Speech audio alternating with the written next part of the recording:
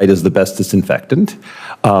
There may, in fact, be certain kinds of requests to remove something that might be justifiable in certain situations if they're not coercive, but they're just kind of appeal to somebody's better instincts. Maybe, maybe not. To make decisions over what speech they want to carry. Did the White House, do you have any kind of information or records? Did the White House specifically say what they would do to that the company's lobbyists hope to keep the White House target off their back? In today's Senate hearing, lawmakers tackled the growing concern over government influence on social media censorship. Senator Deb Fischer questioned witnesses about how tech companies should respond when pressured by the government to deplatform users for their political opinions. Witness Mr. Davis argued that platforms should reject such requests outright and publicly disclose any government attempts to censor content. Journalist Alex Berenson described how the Biden administration allegedly pressured Twitter in 2021 to silence vaccine critics by threatening to reconsider Section 230 protections, a move he called a violation of free speech. Thank you. Senator Fischer. Thank you, Senator Schmidt.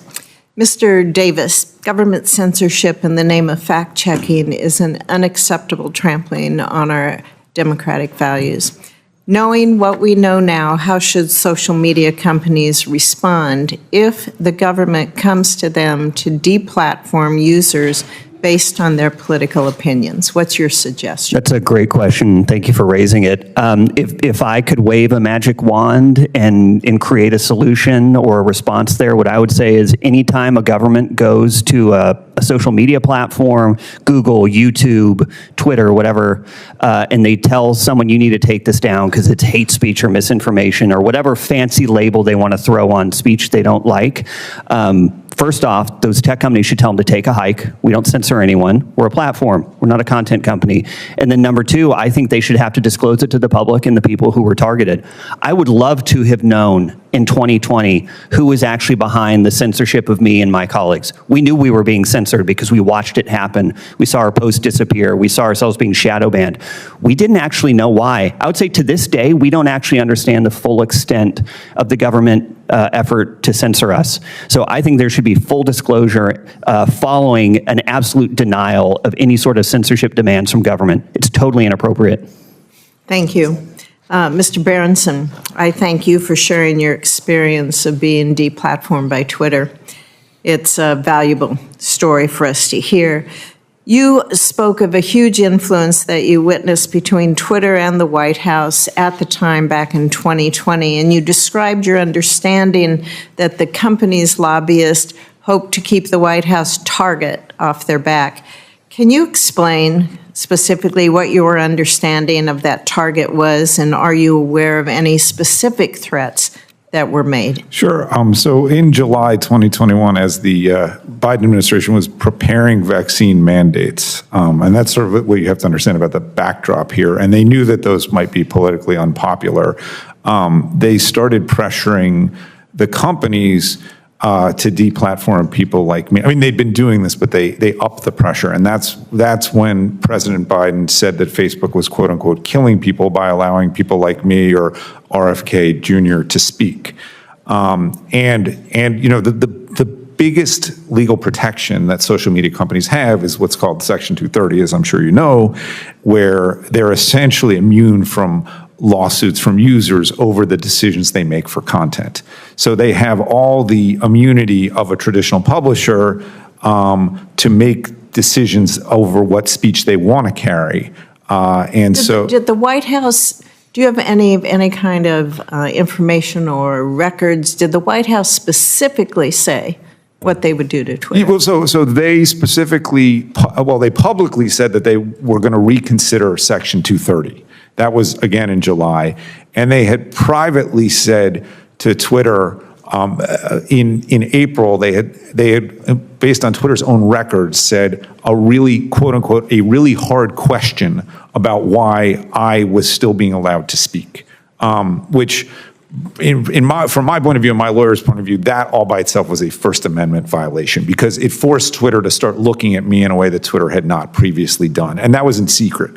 And and I'll say this: and again, there was no transparency. No transparency that Mr. Davis spoke at. Yes. So I mean. Look, I don't like what Brendan Carr did, but he did it publicly, and we can have a debate about it. What's really problematic is when the government goes in secret to these companies and targets individual users or individual categories of speech. And I think that shouldn't be allowed. I think that both parties should agree that targeting an individual user or an individual post, as if it's legal, is wrong. And nobody's ever said that I said anything illegal. And actually, I think most people now would agree that a lot of what I said has been confirmed.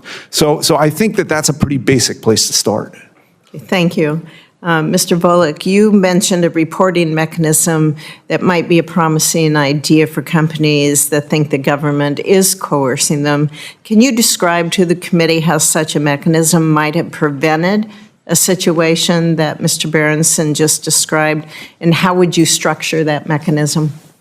Sure. So this is the familiar line that sunlight is the best disinfectant.